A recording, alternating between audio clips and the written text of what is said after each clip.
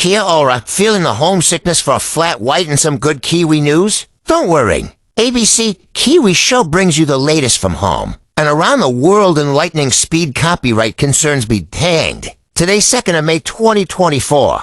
Hold on tight because today's news is hotter than a hangy. Top Kiwi tail, can you believe it? Sheep have secretly taken over the world, but don't tell the Aussies. Beyond the headlines, while headlines scream about global sheep domination, a devastating humanitarian crisis unfolds in East Africa. Nations prioritize weapons over the cries of the most vulnerable. This requires a global response, a shift in resources to fight suffering and prevent loss of life. The human cost is staggering, children malnourished, families struggling. Hope fading, we need compassion and action now. A shared responsibility, the world can't ignore this. This isn't just Africa's problem, it's a call for global unity. We must work together to ensure no one starves. Imagine a world where resources build a better tomorrow, not fuel wars. Let's invest in peace and humanity. The hut fills with hungry hands and faces. Most families here are thankful for one meal a day, but define meal. A bowl of maize boiled into a paste and shared among whoever smells the smoke of the fire first. It isn't hard to see why so many are ending up here. At the local health centre, children are triaged with a simple measuring tape. 2-year-old Sabla's arm is almost 2 centimetres below a healthy size, while Suyada's limbs have started to swell, a symptom of the most severe malnutrition. For 10 years, Nurse Elsa has cared for this community, but in the past 6 months, the number of new patients has more than doubled. How many babies like that are you seeing at the moment? At least 30 every month, she says, and she can't save them all. 3 siblings recently died at her clinic. There is a 5-point scale used to indicate the severity of the situation, with level 5 triggering the formal declaration of a famine. Regions in the north and south of Ethiopia, including where we are currently experiencing a level 4 emergency. How close are we to a famine? Sorry, let me pass.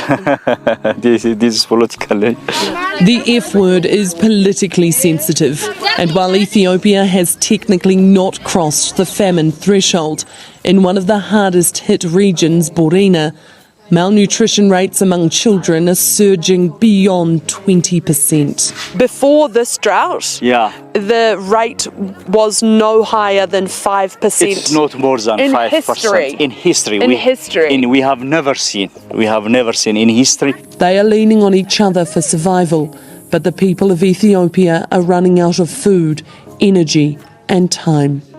In Ethiopia, Lisette Raymer, Newshub. Huge breach of community trust. Disabled community wasn't consulted on funding changes. Welcome back. The paper trail that led to Whaikaha tightening its funding for disabled people and carers has been released. It shows the disabled community wasn't consulted on the changes and only found out about them when they came into force. Laura Tupou has the story. Disabled community advocate Etta Bollinger reading the rationale behind funding changes that affect her and thousands of other New Zealanders. With moves like this, it's a huge breach of community trust, and they will have to work incredibly hard to get that back. Documents show the ministry advised the then Minister, Penny Simmonds, of the best way to cut costs. It would prioritise equipment for people with urgent needs. Those deemed non-urgent would have to wait until at least the second half of this year. And it would limit what could be bought through flexible funding, which the Minister doubled down on. The funding has also been used for massages, overseas travel, pedicures. I'm concerned about those allegations, and I think that if the government have evidence of that, they should produce them. But it's now clear that was the advice the ministry gave her, with documents referencing overseas travel, massages and pedicures as examples of what flexible funding was used for. A memo in February said a balance was required between giving people fair notice of the changes and moving quickly, as an extended period increases the risk of increased expenditure prior to the changes being implemented. But that all went out the window. A month later, the advice changed to announce the cuts on March 18, the same day they came into effect. Many complaints were made about that and the fact that people found out via a Facebook post. But originally, the communications plan didn't even include that, with the only plan to notify people via a post on the ministry's website. We asked Penny Simmons about that today. The advice I was given was that they had a comprehensive engagement and communication strategy. But documents show there wasn't any engagement or consultation with the disabled community. No comment on that. Some of these changes were reversed, with the ministry given extra funding to cover them, and the new Minister Louise Upston has committed to doing things differently. We must do better, which is why I have initiated a review. But that's not what the community wants. They say despite plugging the gap, the ministry remains underfunded while the number of people needing their services only grows.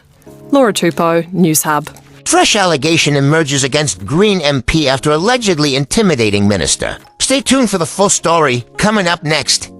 Tēnā tātou katoa, good evening. Not one political storm tonight, but two, with Winston Peters and Julianne Genter both sparking controversy and calls for their resignations. Peters is accused of defamation, while Genter is accused of intimidation.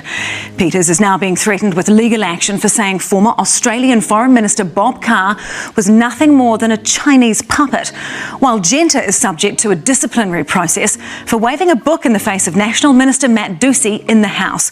We'll have more on Peters shortly, but first, Newshub can reveal a fresh allegation of intimidation against Julianne Genter.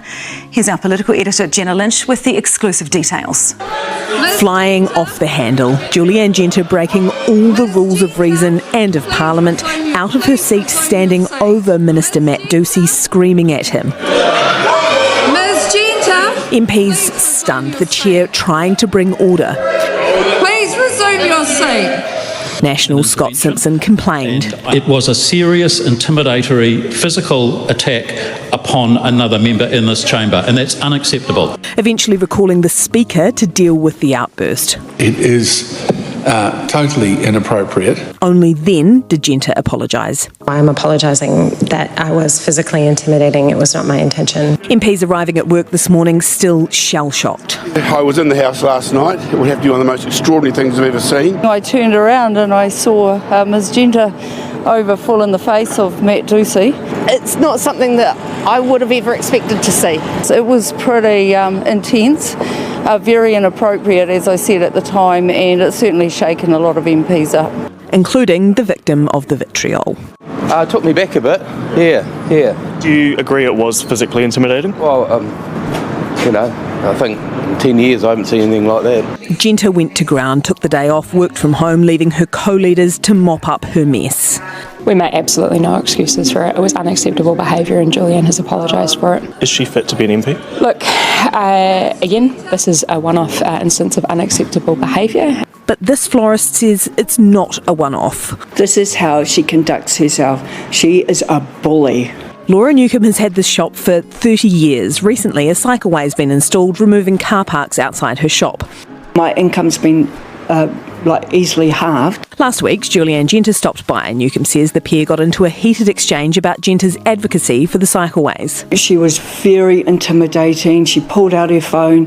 She put the phone camera right in my face, and I was like, I said, okay, you need to leave now. And then she started yelling and screaming over me that I didn't care about her kids cycling. Do you understand how frightening that must have been for her? I do, and I understand that Julianne did pull a phone out and video the florist. That is completely unacceptable. Newcombe felt uncomfortable about the power imbalance. I think that she should just be suspended, because even if she says sorry, she's not sorry, because this is how she conducts herself, and it's just not acceptable. She doesn't deserve to be in Parliament. Julianne is capable of doing awesome things, and what the point is she can never behave in this way again, and we'll be making sure of that. The Greens have launched a disciplinary process to deal with both the parliamentary and now public outbursts. Well, Jenna joins us now. Kia ora, Jenna. Could Genter face punishment here?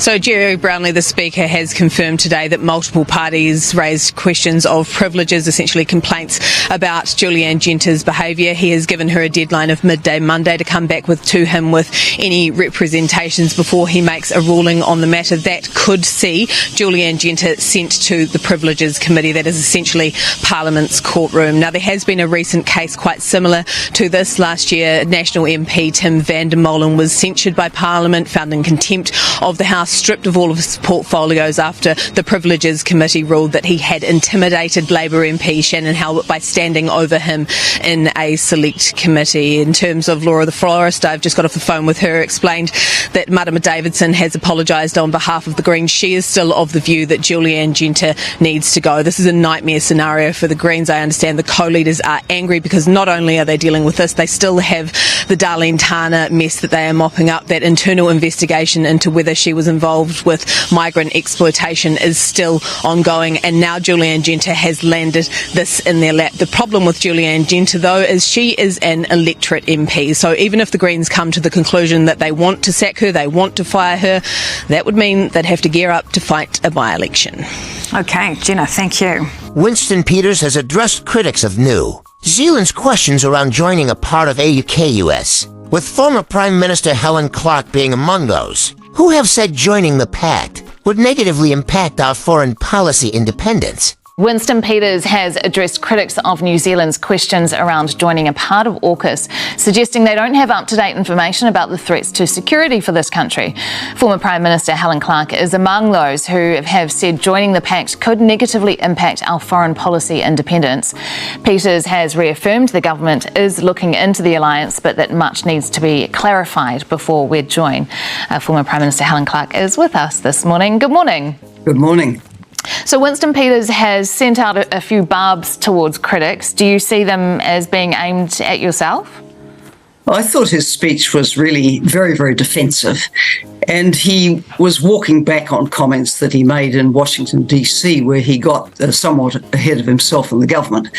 So when he was with Tony Blinken, the Secretary of State in Washington, D.C., he said there were, quote, powerful reasons for New Zealand engaging with AUKUS. Now, he would not elaborate any powerful reasons last night.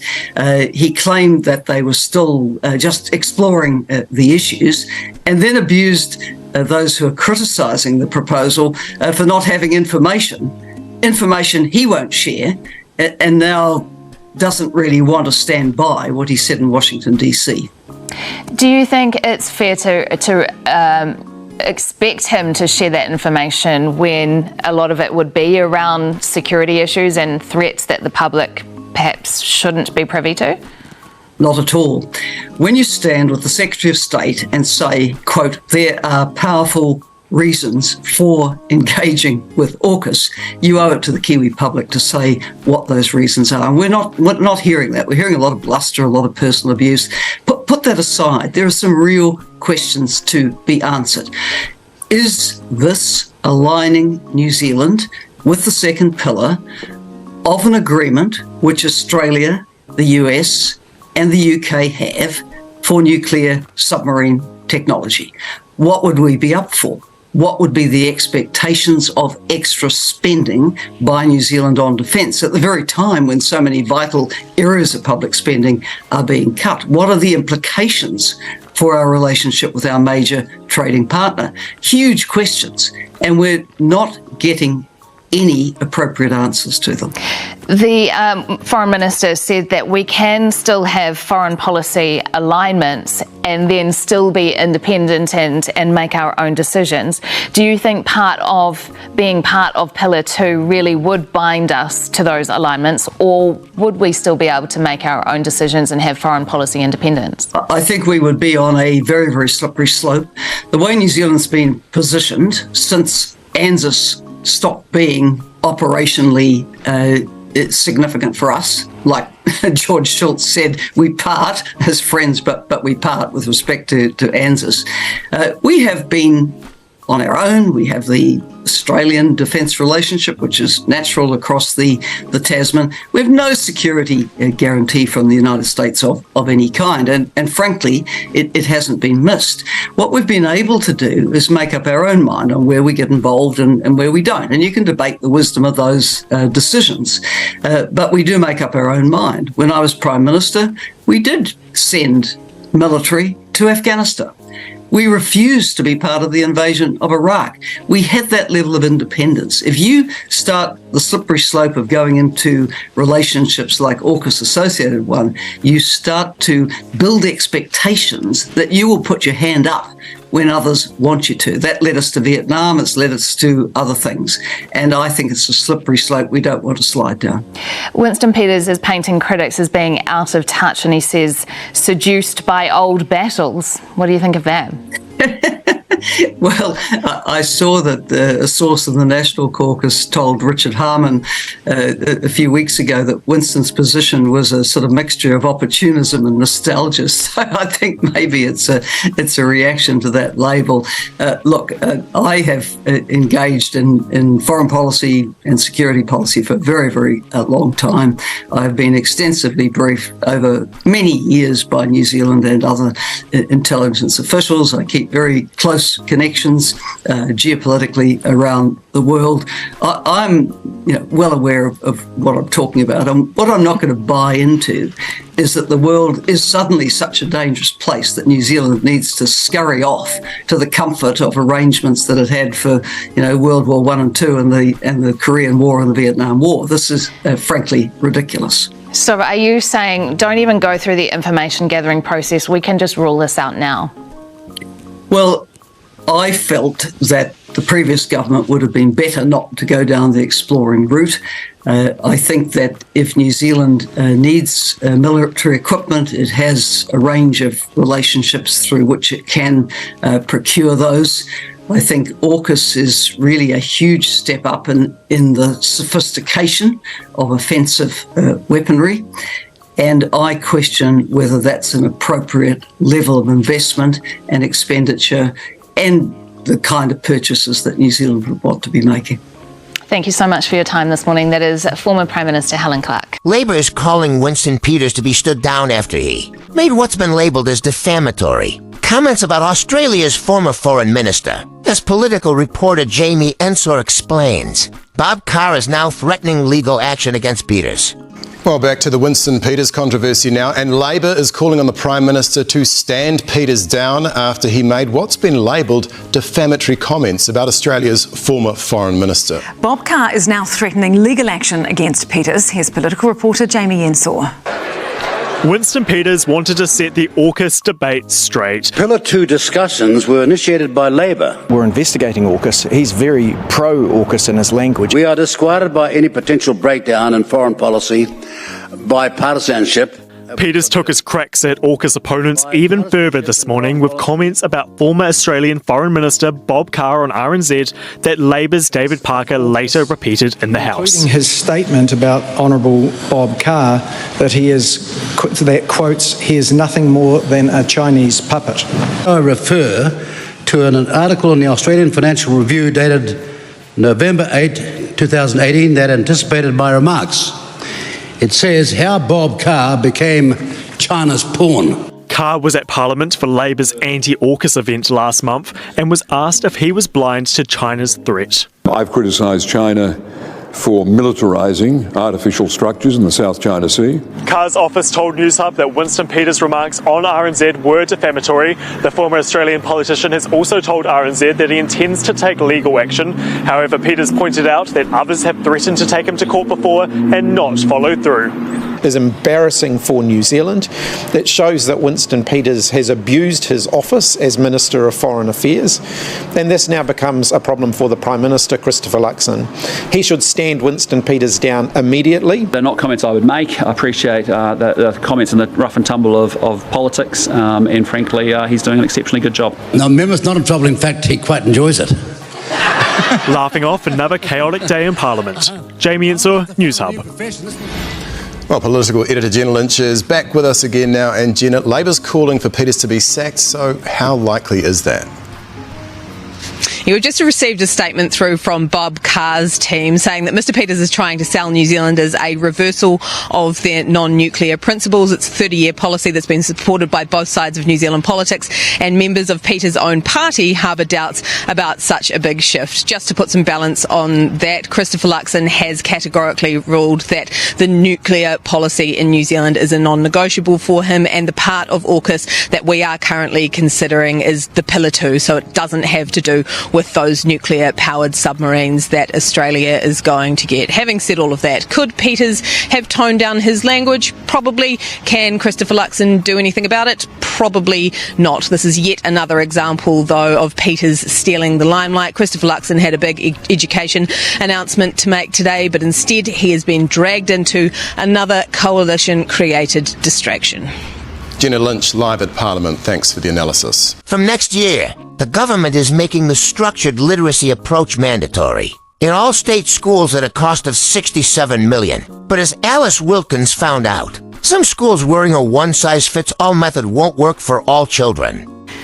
From next year, all Kiwi primary school kids will be learning reading the same way. The government is making the structured literacy approach mandatory in all state schools at a cost of $67 million. But as Alice Wilkins found out, some schools worry a one-size-fits-all method won't work for all children.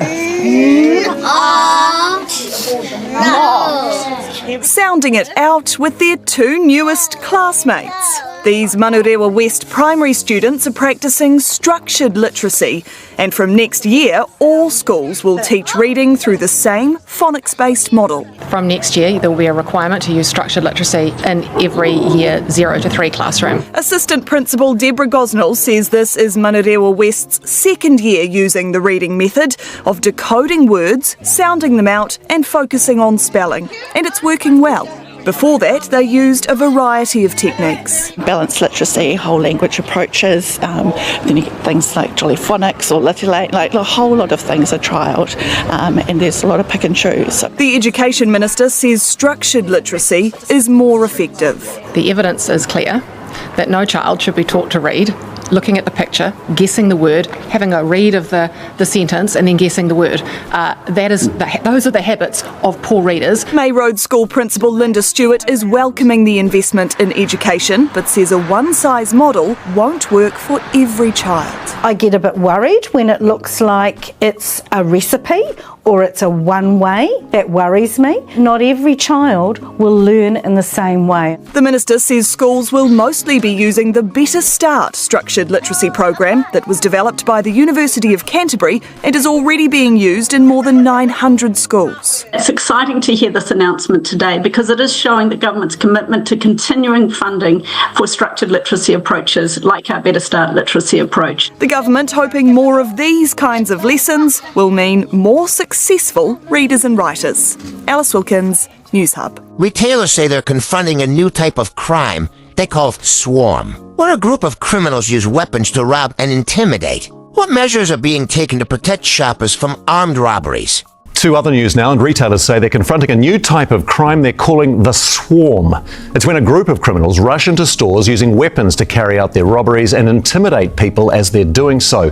They say the trend has increased in recent months, alarming shoppers and security guards. Simon Mersep reports.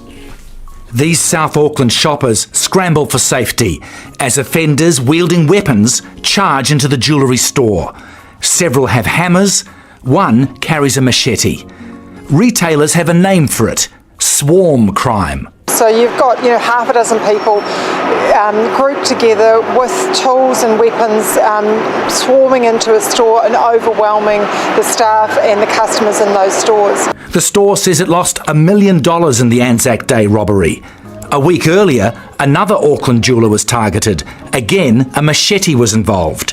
Retail NZ says these high-profile crimes are the tip of the iceberg. Seems to be quite widespread right at the moment. They say the targets have shifted from petrol stations to jewellery stores. There was another case just yesterday. In the latest incident, offenders targeted a Michael Hill jewellery store at the Westgate shopping mall behind me. Police have charged a 27-year-old man and allege he used a machete when he robbed the store. We asked one resident how safe it feels to shop. If it's before 4, 5 o'clock, reasonably safe. Definitely got to have your wits about you, but I would not want to be around here towards the late evening. Police have a dedicated team working on jewellery robberies. Security guards welcome that. They say demand for their services is increasing, but crime is putting some job hunters off. We do find it tough to recruit where those potential people have concerns, and fair enough. They do ask about the risks and what we can do to keep them safe. Retail NZ is keen to see how the government deals with young criminals in its boot camps or academies, but it says other solutions are needed for adult offenders. How will they put in some mechanisms that retailers will feel more protected to go about doing their job on a day-to-day basis? Retail crime was a headache for the last government. It seems not much has changed. Simon Mersep, One News. After all this serious news, even Kiwis deserve a good laugh. So, to lighten the mood, we're throwing it back to a Kiwi classic, some hilarious Billy T. James to remind you why we love this country's sense of humor. Catch you tomorrow. Want more feel-good content and a laugh to start your day? Don't miss the Tomorrow Show today. Subscribe today, and we'll see you bright and early. Kia kaha, stay strong. Kia ora. They reckon a man's home is his castle, eh? Except down at the works where a man's home is his freezer. And that's what we got to talk about today, eh? No, not freezers, dummy. Homes. And what we can do to improve, to make them look better, eh? You know, some flash people, they get in what they call home improvement experts, who usually turn out to be a bunch of puffs that get paid for telling you that all your taste is in your mouth. And watch out for those rip-off merchants too, man. You know those, what they call handyman bars? You know, they sell those plastic bags of nails and screws, and they usually have about 3 or 4 less than what you need. And what about those other jokers? They got pieces of wood already cut up, they reckon for your convenience. They're usually just short enough so that you've got to go out and buy another piece of wood. Rude, man. Talk about land rip-offs. And what about those, wonder filler, wonder stick things that look like tubes of toothpaste? You know, no more holes, no more gaps, no more money, more like it. It usually only lasts until somebody tramps on it. Get out. Until somebody tramps on it again. Anyway, before you blow all your mosquito, before you blow all your holiday pay, let me show you a few shortcuts that's gonna save you heaps. Come.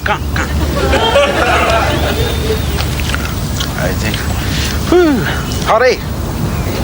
Oh, gotta fix that. Hey, listen, if you fellas got a couple of bucks to spare, why don't you put one of these up at the front gate? Beware of the dog. Actually, it was supposed to be Dobermans, but I couldn't spell it. Nobody want to come into your place anyway after that. But what about this? See? You can tell all your mates that you're not allowed to do your place up in case you disturb a sacred cookie shell stash or something. And if you're lucky, the Parkers will buy the bloody place off you anyway. This is my favourite one though, this one. Won't add any value to your house, but it'll impress the hell out of the cops when they ask you for your address, and you can say, Ponderosa, 211 Makerewini Drive, Otara. In English, that's Otara. Anyway, if you want to spend heaps, but you're not sure if you can afford it, what about this? Okay, so make use of existing amenity. Make use of things that are already there, because you never know what the old spade might turn up, eh? I remember one time my cousin found enough bottles to sell, built himself a pool, Olympic size too. True. And you never know, you might even find a car. Now, once you got the old scrub under control, let's have a jack at the house, because after all, this is your biggest asset, eh? Oh, unless you're Lorraine Downs. And if your place is really rugged, look at this.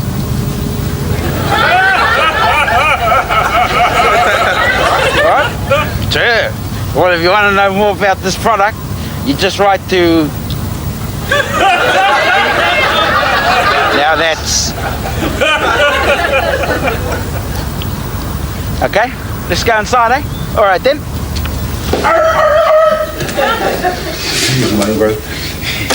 Oh, you fellas already inside? Oh, good. Wipe your feet? Okay then. You know, the biggest hassle today is keeping up with all those flash KitchenAids and that. Well, check this out, and I might be able to save you heaps on these. They're all eye-level stove, microwave oven, and waste disposal unit.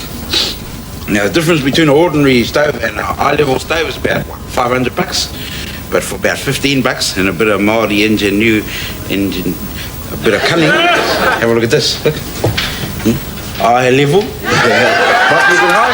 Open the door and pull the steps out. Made that up myself. Microwave ovens are a real rip-off too, man. I mean, what, you pay $1,500 for something that's not much bigger than a carton of leopard? And let's be real, nobody's going to ask for a demo, so get the next best thing. Old TV set, rip out the screen and the guts and the plastic bit that goes around the outside, get a bit of glass, put a knob on the forward door. Won't work, but nobody's going to know that. $1,485 in front. Check this out. This is my one, this. See this? It's a modified Land Rover gearbox.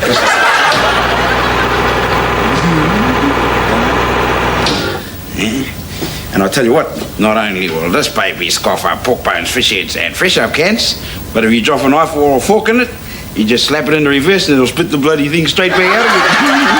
And the front, got a bit of a wine and third. Synchro's had it, but I picked it up for what, $50, saving $2,300. That's sweet.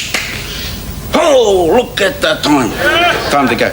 I tell you what, next week I'm going to be showing you fellas how to improvise in the bathroom with a vacuum cleaner and a pop-up sprinkler. I better go. In hora.